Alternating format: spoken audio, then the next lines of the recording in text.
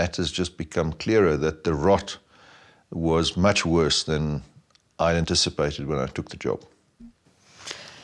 We talk about corruption, theft, fraud, and it seems to be not only from within, but also from the outside. So we're looking at actual cartels, which started with the coal industry, and then we're looking at saboteurs. Talk to me about the difference between the two.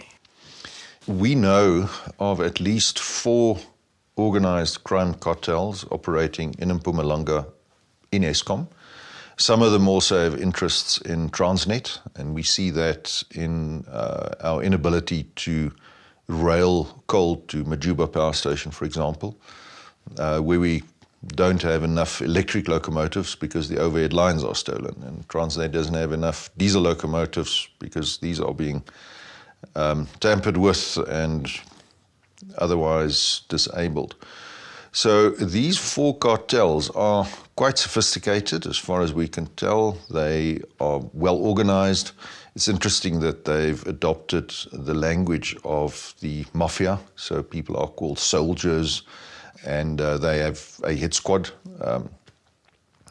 allegedly between 60 and 70 highly trained, well-armed people, and people get assassinated in Mpumalanga.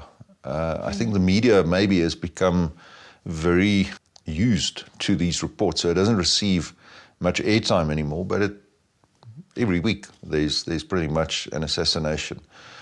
So it's deeply entrenched, and it is highly organized. Now, also understand that there are many hangers-on.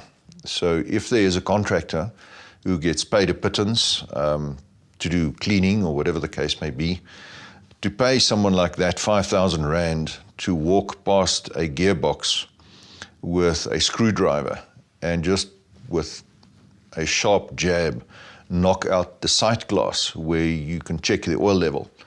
The gearbox oil then drains and the gearbox fails, and somebody who's got a maintenance contract is then called out.